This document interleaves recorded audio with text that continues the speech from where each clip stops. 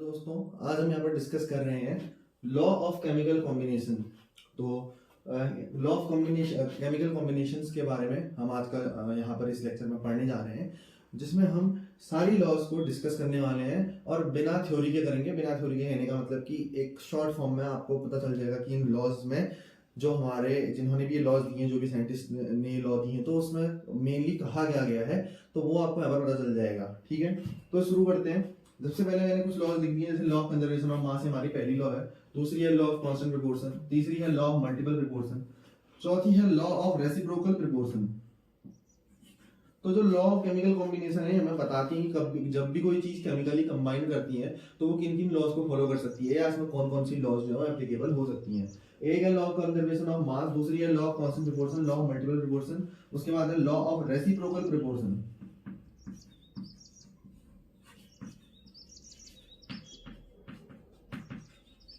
और last law जो है वो है गे लुकास लॉ ऑफ गैसियस वॉल्यूम।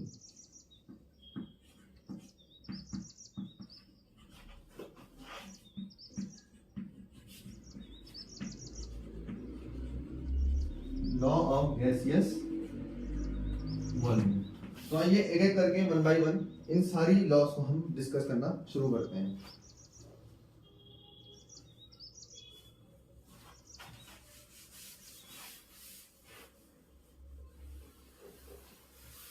तो हम देखते हैं सबसे पहली लॉ को, जो है हमारी law of conservation of mass.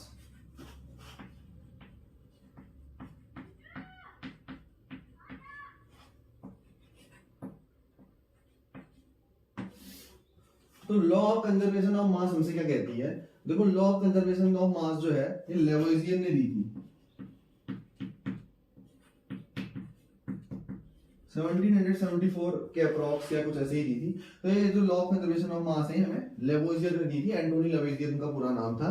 तो law of conservation of mass क्या कहती है कि mass can neither be created nor be destroyed in a chemical reaction, it can be only transformed from one form to another. यानी कि law of conservation of mass हमसे कहती है कि किसी भी केमिकल रिएक्शन में आप ना ही आप मास को क्रिएट कर सकते हो, ना ही डिस्ट्रॉय कर सकते हो। इस धरती में जितना भी मास आया है उसको डिस्ट्रॉय नहीं किया जा सकता, कुल मिला के मैं आपको बताऊं तो इसका हम एग्जांपल के तहत हम इसको समझेंगे। बहुत ज्यादा थ्योरी लिखाने का यहाँ पर कोई भी मोटिव नहीं है। एग्जांपल के लिए अगर हम आज यहाँ पर देखेंगे तो मैं एग्जांपल लेता हूं बहुत ही सिंपल कि HCl का फॉर्मेशन ले लेते हैं। H2 plus Cl2 will give out HCl। तो बैलेंस नहीं है तो इसको बैलेंस करते हैं। यहाँ पर HCl के 2 एटम है, Cl के भी 2 है, तो यहाँ पर 2 लगा दूंगा, तो जो रिएक्शन है मेरी ये बैलेंस हो जाएगी। हमें रिएक्शंस को बैलेंस ही इस लॉ को सेटिस्फाई करने के लिए करना पड़ता है, ठीक है ना। तो आइए शुरू करते हैं। तो ये हमसे क्या कहती है ये लॉ कि हाइड्रोजन जो है, हाइड्रोजन का एटॉमिक मास हमको पता है कितना होता है, 1 into 2, मतलब 1 into हाइड्रोजन के कितने एटम है, 2, तो 1 into 2, ठीक है।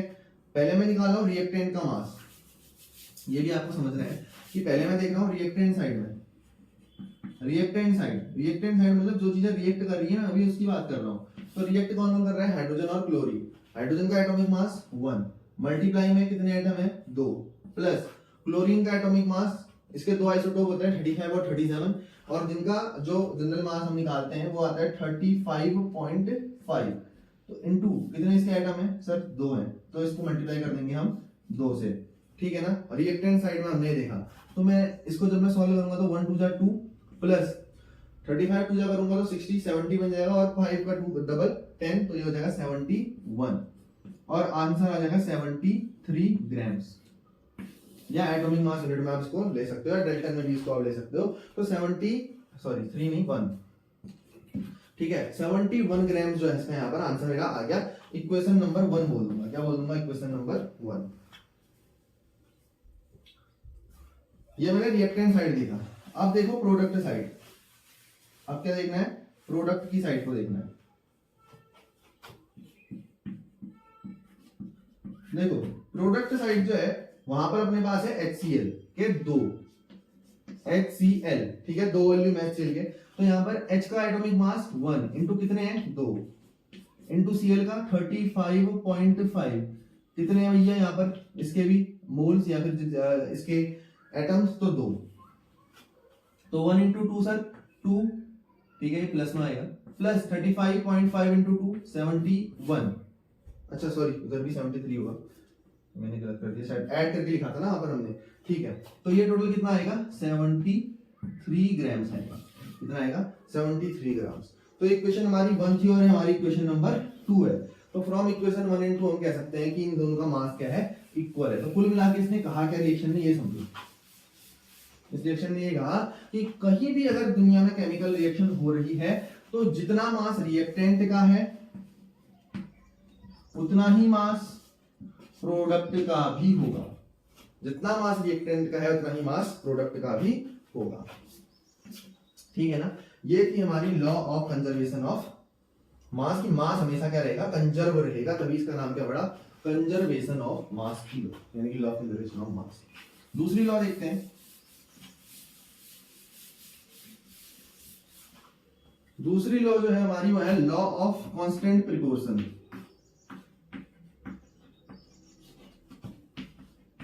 लॉ ऑफ कांस्टेंट प्रिपोर्शन, ये जो लॉ है जोसेफ एल प्राउस्ट ने दी थी, या फिर सिंपल आप कह सकते हो कि ये लॉ हमको प्राउस्ट ने दी थी। तो प्राउस्ट ने ये लॉ दी थी, और ये लॉ क्या कहती है कि जितने भी हमारे कंपाउंड बनते हैं उनमें जो एलिमेंट कंबाइन करते हैं वो फिक्स्ड रेशियो बाय मास से कंबाइन करते हैं।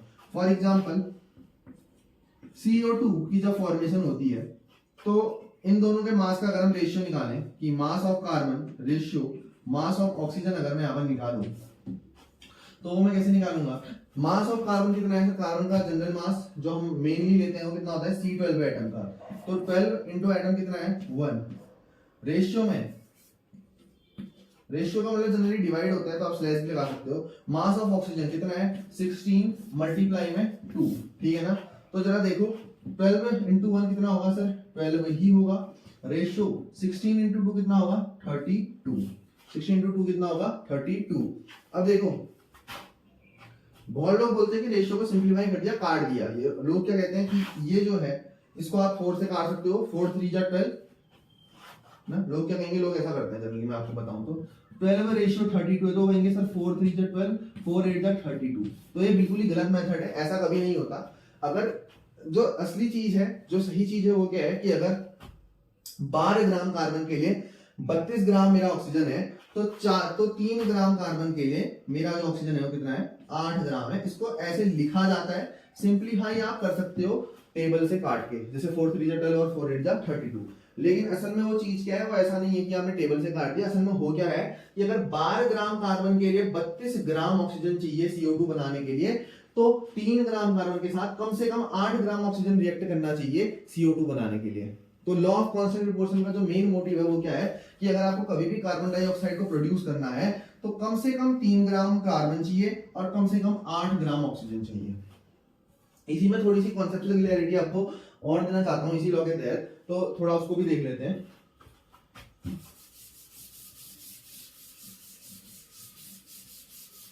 कॉन्सेप्चुअल क्लैरिटी इसमें क्या है, बहुत सिंपल है कि ये होना चाहिए कार्बन, ये होना चाहिए ऑक्सीजन। मैंने कहा 3 कम से कम कार्बन और 8 कम से कम ऑक्सीजन आपको चाहिए। तो अगर मैं कहता हूं कि मैंने आपको कार्बन दिए हैं 3 और ऑक्सीजन दिए हैं 10, तो क्या यहाँ पर कार्बन डाइऑक्साइड फॉर्म हो सकती है?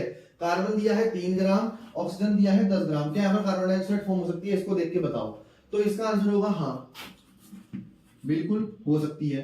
क्यों? क्योंकि 3 ग्राम कार्बन के साथ 8 ग्राम ऑक्सीजन रिएक्ट कर जाएगी, बची भी 2 ग्राम ऑक्सीजन ऐसी ही अनरिएक्टेड रह जाएगी, ठीक है। और अगर वहीं पर ये नंबर थोड़ा कम हो जाए कि 3 की जगह 2 ग्राम कार्बन दिया है, तो फिर ये पॉसिबल नहीं है कि हम कार्बन डाइऑक्साइड का फॉर्मेशन कर पाए। सिमिलरली एक और एग्जांपल आपकी बुकों में बहुत जगह दिए रहते हैं, वो क्या है कि H2O जो है वाटर, इसका मास निकालोगे तो 1 × 2 2 रेशियो तो 16, ये आता है 1:8। तो जब भी वाटर बनेगा, ये पानी आप कहीं से भी लो, नाले से, नदी से, कहीं से भी, उसका रेशियो हमेशा कितना आएगा 1:8 के फॉर्म में आएगा, सिंपल रेशियो बाय मास। तो ये था लॉ ऑफ कांस्टेंट प्रोपोर्शन। देखते हैं तीसरी लॉ। एक मिनट,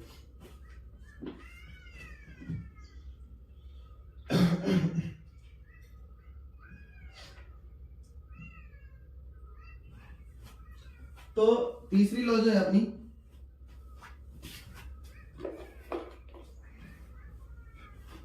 तीसरी लॉ है law of multiple प्रिपोर्शन।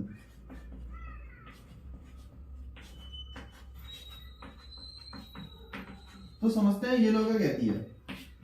Law of multiple प्रिपोर्शन कहती है, इसको सबसे पहले डाल्टन ने जो अपनी थ्योरी दी 1808 में, तो तभी डाल्टन ने इस चीज को भी रखा कि एक लॉ ऑफ मल्टीपल प्रिपोर्शन नाम की चीज होती है।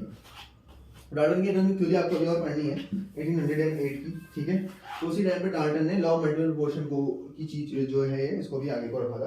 तो 1808 में डाल्टन ने दी थी। ये क्या कहता है लॉ ऑफ मल्टीपल प्रिपोर्शन। मैं इस लॉ को, ये लॉ अगर आप ऐसे समझने जाओगे बहुत ज्यादा कॉम्प्लिकेटेड है। बोलता है कि जब फिक्स्ड मास के एलिमेंट को, दो एलिमेंट आपने लिए हैं ए और बी, और इस तरीके से लिए हैं कि ए जो है और बी जो है वो अलग अलग कंपाउंड्स बना रहे हैं, लेट्स से 1 2 3 4 5 कंपाउंड बना रहे हैं, और उसमें ऐसा है कि ए का मास हमेशा सेम है। तो क्या होगा कि जो बी का मास का जब आप रेशियो निकालोगे तो वो सिंपल होल रेशियो आएगा। तो उसको समझते हैं एग्जांपल के तहत। एग्जाम्पल के लिए नाइट्रोजन और ऑक्सीजन लेंगे हम। क्या लेंगे?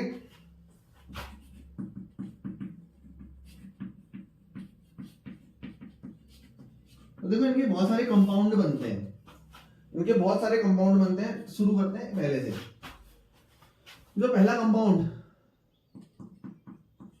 इनका बनता है वो है N2O, फिर बनता है N2O2, फिर बनता है N2O3, फिर बनता है N2O4, फिर बनता है N2O5। तो यहां पर अगर आप ध्यान से देखोगे तो हर किसी में मेरा क्या है, N2 N2 N2 N2 जो है वो सेम ही है। N2 N2 N2 N2 क्या है, सेम ही है। तो इसको आपको हटा देना है, फोकस करना है ऑक्सीजन पे। तो जो मेरी ऑक्सीजन है, जब आप इसका मास का रेशियो निकालोगे,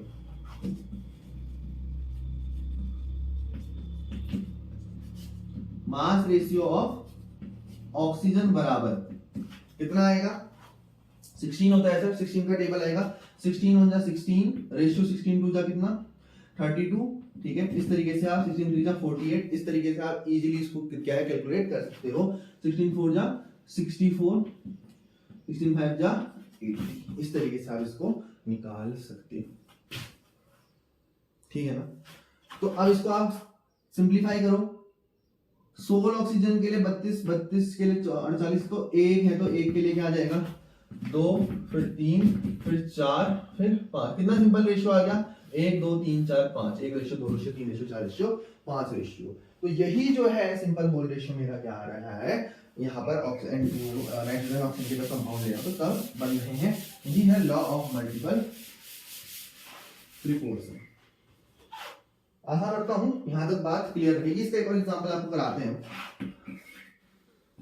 carbon monoxide and carbon dioxide, carbon monoxide and carbon dioxide. तो कार्बन मोनोऑक्साइड जो है CO, इसमें क्या बनेगा भैया देखो, और कार्बन डाइऑक्साइड में कार्बन और कार्बन से सेम है, एक्सक्लूड कर देने का। ऑक्सीजन है, ऑक्सीजन का मास कितना 16, रेशियो इधर वाला ऑक्सीजन है 16 2 का कितना 32, तो रेशियो कितना बना 1:2।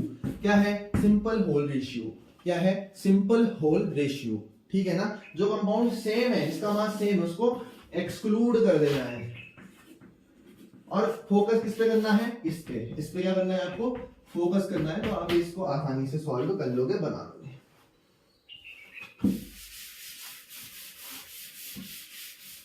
ठीक है ना। ये हो गया मेरा लॉ ऑफ मल्टीपल प्रिपोर्शन। अच्छा अब देखो फोर्थ लॉ है लॉ ऑफ रेसिप्रोकल प्रिपोर्शन।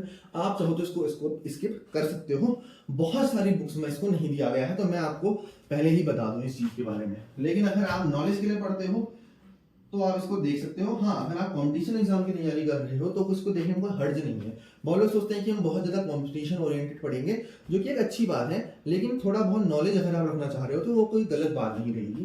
तो फोर्थ जो है वो है लॉ ऑफ रेसिप्रोकल प्रिपोर्शन। देखो इसके बारे में ज्यादा कुछ नॉलेज नहीं दी गई है,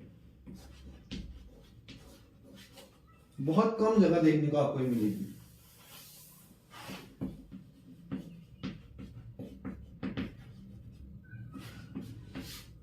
तो लॉ ऑफ रेसिप्रोकल प्रोपोर्शन क्या कहती है, देखो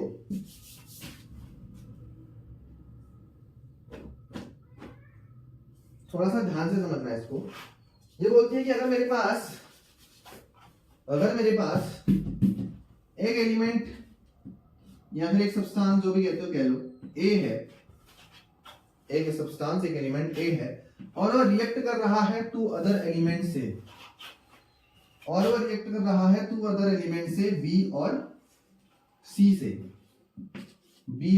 सी से अपने रिस्पेक्टिव कंपाउंड्स बनाने के लिए, क्या बनाने के लिए, अपने रिस्पेक्टिव कंपाउंड्स बनाने के लिए। तो जो उसके कंपाउंड्स में यहां रेशियो है, वही बी और सी जब अपना पर्सनल कंपाउंड बनाएंगे तो उसमें भी रेशियो का। अब उसको थोड़ा एग्जांपल की मदद से समझते हैं। ये होती है लॉ ऑफ रेसिप्रोकल प्रोपोर्शन। आइए देखते हैं जरा। लॉ ऑफ रेसिप्रोकल प्रोपोर्शन में क्या, मैं मान लेता हूं मेरा जो ए कंपाउंड है वो है let's say H, hydrogen react कर रहा है दो कंपाउंड बी और सी से। बी में मैं ले लेता हूं सोडियम, और जो सी है मेरा, सी की जगह पर मैं ले लेता हूं सोडियम के बाद क्लोरीन, ठीक है ना। तो हाइड्रोजन और सोडियम जो अब आपस में मिलकर कंपाउंड बनाएंगे वो होता है NaH, सोडियम हाइड्राइड, क्योंकि सोडियम एक एल्काली मेटल है तो हाइड्रोजन यहाँ किसके फॉर्म में आ जाता है, एनाइन के फॉर्म में। और यहाँ पर HCl तो सिंपल बन जाएगा HCl, ठीक है। और जब सोडियम और क्लोरीन अपना एक कंपाउंड बनाएंगे तो वो क्या कंपाउंड बनाएंगे, सर्व सिंपल सी बात है, Na और Cl का कंपाउंड सब जानते हैं, NaCl बनेगा। क्या बनेगा, NaCl। तो ध्यान से अगर देखोगे तो यहाँ NaH में Na के कितने पार्ट हैं और H के कितने पार्ट हैं, सर H का एक पार्ट है और Na का भी कितना है, एक पार्ट है। सिमिलरली इधर भी क्लोरीन का कितना पार्ट है, एक पार्ट है। तो जो इनका कंपाउंड बनेगा, तो जब तुम इसका रेशियो निकालोगे तो इसका भी कितना रहेगा, एक पार्ट रहेगा, और इसका भी कितना रहेगा, एक पार्ट रहेगा, ठीक है ना। इतना सा तुमको समझना था। एक और एग्जांपल देता हूं, अच्छे से समझना आएगा। हाइड्रोजन ही ले लेते हैं अगेन। इस बार हाइड्रोजन को मैं रिएक्ट कराता हूं, चलो बॉक्स नहीं बना रहा इस बार, सल्फर और ऑक्सीजन के साथ। तो यहाँ पर ये बनाएगा हाइड्रोजन सल्फाइड H2S, इसकी स्मेल रोटन एक जैसी होती है, और di hydrogen oxide H2O, water, जल, पानी, जो भी उसको बोलते हो, और इधर ये बनाएगा SO2 सल्फर डाई ऑक्साइड। जरा ध्यान से देखना, 2 पार्ट ऑफ हाइड्रोजन के लिए 1 पार्ट ऑफ सल्फर, ठीक है, और 2 पार्ट ऑफ हाइड्रोजन के लिए 1 पार्ट ऑफ ऑक्सीजन। तो कुल मिलाकर मुझे क्या पता चला कि 2 पार्ट ऑफ हाइड्रोजन के लिए 1 पार्ट मेरा सल्फर है, और सिमिलर चीज के लिए मेरा 1 पार्ट क्या है, ऑक्सीजन है। तो यहां भी 1 पार्ट होना चाहिए। आओ चेक करते हैं, यानी कि 1:1 होना चाहिए। सल्फर का मास 32, रेशियो ऑक्सीजन का 16 मल्टीप्लाई में 2, कितना आएगा भैया, 16 × 2, सर 32 रेशियो 32 के लिए 32 तो 1:1, यानी कि 1 सल्फर के लिए 1 O2 का ऑक्सीजन, ठीक है। इतनी चीजों को समझना है। पार्ट वाला चीज कॉन्सेप्ट लगा के करोगे तो कभी भी इसके क्वेश्चन गलत नहीं बनने वाले हैं। थोड़ा सा आगे बढ़ा जाए फिर हम। आई होप अभी तक सब समझ में आपको आ रहा होगा।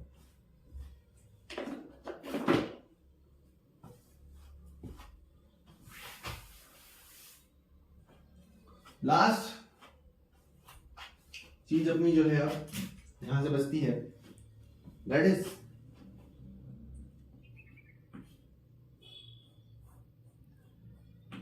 लास्ट जो अपनी लॉ है वो है गे-लुकास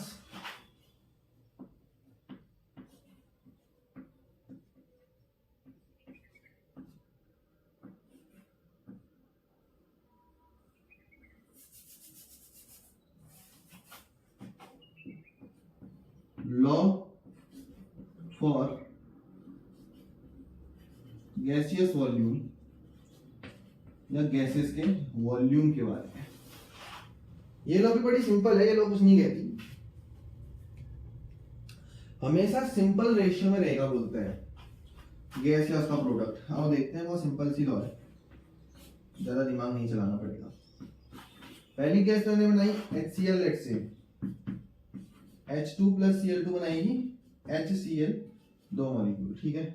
तो यहाँ कितना पार्ट इसका 1 पार्ट, रेशियो इसका कितना पार्ट 1 पार्ट, प्रोडक्ट का रेशियो कितना आया फिर इसका कितना 1 और 1 2, तो फाइनल रेशियो क्या आया 1:1:2। तो प्रोडक्ट और रिएक्टेंट का जब रेशियो निकालोगे तो कितना आएगा, सिंपल रेशियो आएगा। पहला एग्जांपल। दूसरा एग्जांपल, चिंता मत करो, अगर अभी नहीं भी आ रहा है तो 2-3 एग्जांपल तुम देखोगे तो तुमको लगेगा अरे यार तो बहुत सिंपल था, ठीक है ना। एग्जांपल वही था अभी फिलहाल। अच्छा देखो एग्जांपल नंबर 2। एग्जांपल नंबर 2 मैंने क्या बना दिया, एक तो सर HCl गैस बना दिया आपने, एक मैं वाटर को गैसियस फॉर्म में बना देता हूँ। H2 plus O2 gives out H2। ध्यान में रखना हर चीज गैसेस के लिए पढ़ लो। गेल पास वॉल्यूम जो है वो गैसियस वॉल्यूम के लिए, गैसेस के लिए, तो वाटर यहाँ पर कैसी फॉर्म में रहेगा, गैसियस फॉर्म में रहेगा, ठीक है। 100 डिग्री सेल्सियस पे बॉयल हो रहा है इसका मतलब। तो यहाँ पर कितने पार्ट है सर, देखो बैलेंस है नहीं है तो बैलेंस करो, 2 लगाओगे और यहाँ पर भी 2 लगाओगे, तो यहाँ पर कितने पार्ट है 2 पार्ट। रेशियो ऑक्सीजन का कितना पार्ट है, चलो अभी इसके 2 पार्ट लिख देते हैं। ऑक्सीजन का कितना पार्ट है 1 पार्ट है, और इसका कितना पार्ट है सर 2 पार्ट है। तो वो फाइनल रेशियो 2:1:2, ठीक है। सिंपल है, सिंपल है, आ रहा होगा समझ में। तीसरा देखते हैं। तीसरा क्या हो सकता है, सर मैं कार्बन डाइऑक्साइड बना देता हूं। तो यहाँ पर एक चीज को तुमको ध्यान में रखना पड़ेगा, CO प्लस O2 CO2 बनाएगा। यहाँ पर क्या बनाएगा, CO प्लस O2 CO2 बनाएगा, C प्लस O2 नहीं बनाएगा। गैसियस स्टेट में हर चीज को तुमको लेना पड़ेगा। 2 2 1 है, बैलेंस नहीं है, तो 3 दूनी 6 बनाओ, ठीक है। 2 दूनी 6 मत बनाओ, 2 दूनी 4 बना दी ऑक्सीजन, 2 ये है, 2 दूनी ये भी 4 हो गई, कार्बन कार्बन बैलेंस। इसका मोल बताओ, मतलब इसके कितने पार्ट्स हैं सर 2 पार्ट है। इसका कितना पार्ट है सर 1 पार्ट है। इसका कितना पार्ट है, या वॉल्यूम के लिए 2 है, तो वो रेशियो क्या है 2:1:2। तो चीजें समझ में आ रही होंगी। CO2 भी अपन ने बना दी।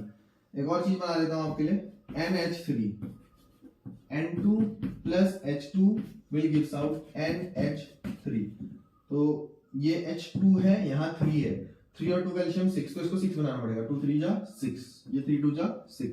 तो ये कितना मोल है, वॉल्यूम है यहाँ पर, कितने पार्ट्स हैं 2 हैं। इसके कितने पार्ट्स हैं हाइड्रोजन के 3 हैं।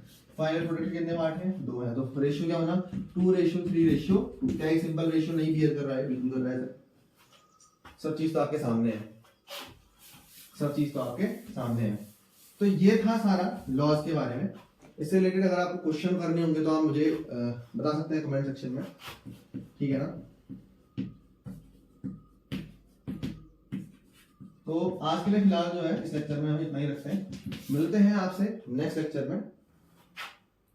और इस टाइप के टॉपिक से रिलेटेड बहुत सारे लेक्चर हमारे चैनल में ऑलरेडी पढ़े हैं, तो आपने अगर अभी तक वो नहीं देखे हैं तो जाइए और उनको चेकआउट कीजिए। मिलते हैं नेक्स्ट वीडियो में, तब तक के लिए थैंक यू, गुड बाय।